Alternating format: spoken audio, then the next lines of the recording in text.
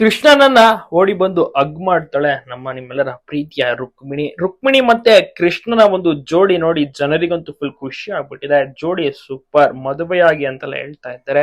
So ಅಸಲಿಗೆ ಯಾವಾಗ ಈ ಒಂದು ಜೋಡಿ ಒಂದಾಗತ್ತೆ, ರಾಮಾಚಾರ್ಯನೇ ಈ ಒಂದು ಜೋಡಿನ ಒಂದ್ ಮಾಡಬೇಕು ಮತ್ತೆ ಕಾಪಾಡಿದ್ದಾನೆ ಒನ್ ಟೈಮ್. ಈಗ ರೌಡಿಗಳು ಬೇರೆ ಅಟ್ಯಾಕ್ ಮಾಡ್ತಾ ಇದ್ದಾರ. ಸೊ ಈ ಕಡೆ ಬೇರೆ ಬೆಂಗಳೂರಿಗೆ ಬೇರೆ ಬಂದಿದ್ದಾಳೆ ರುಕ್ಮಿಣಿ.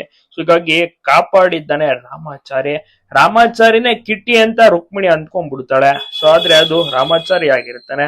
ಸೊ ನೋಡ್ಬೇಕು ಮುಂದೆ ಏನಾಗುತ್ತೆ, ಯಾವೆಲ್ಲ ಟ್ವಿಸ್ಟ್ ಗಳು ಬರಲಿದೆ ಅಂತ. ನಿಮ್ಗೇನ್ ಅನ್ಸುತ್ತೆ?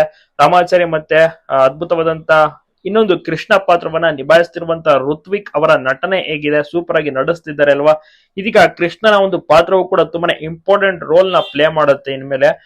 ಯಾಕಂದ್ರೆ ರುಕ್ಮಿಣಿ ಎಂಟ್ರಿ ಆಗಿದೆಯಲ್ಲ, ರುಕ್ಮಿಣಿ ಮತ್ತೆ ಕೃಷ್ಣ ಮದುವೆ ನಡೆಯುತ್ತೆ ಆದಷ್ಟು ಬೇಗ, ಅತಿ ಶೀಘ್ರದಲ್ಲಿ. ಸ್ವಲ್ಪ ಸಂಚಿಕೆ ಟ್ವಿಸ್ಟ್ ಗಳು ಎಲ್ಲವೂ ಕೂಡ ತಿರುವು ಬರುವ ಬಳಿಕ TRP ಸಹ ಒಳ್ಳೆ ಮುಂಚೂಣಿಯಲ್ಲಿದೆ. ರೌಡಿಗಳ ಜೊತೆ ಫೈಟ್ ಕೂಡ ಮಾಡಿದ್ದಾನೆ ರಾಮಾಚಾರಿ, ಮತ್ತೆ ಕೃಷ್ಣ ಕೂಡ ಫೈಟ್ ಮಾಡ್ತಾನೆ. ಈ ಒಂದು ಜೋಡಿ ತುಂಬಾನೇ ಸೂಪರ್ ಆಗಿದೆ. ಓಡಿ ಬಂದು ಹಗ್ ಮಾಡುವ ಮೂಲಕ ತನ್ನ ಒಂದು ನೋವನ್ನು ಕೂಡ ಎಕ್ಸ್ಪ್ರೆಸ್ ಮಾಡ್ಕೊತಾಳೆ ರುಕ್ಮಿಣಿ.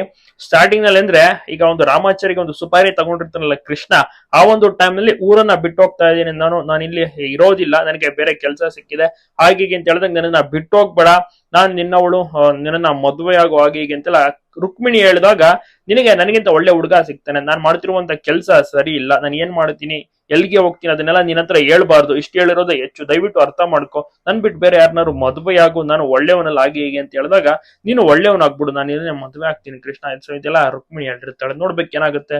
ಜೋಡಿ ಚೆನ್ನಾಗಿದೆ, ತಪ್ಪದೆ ಕಮೆಂಟ್ ಮಾಡಿ.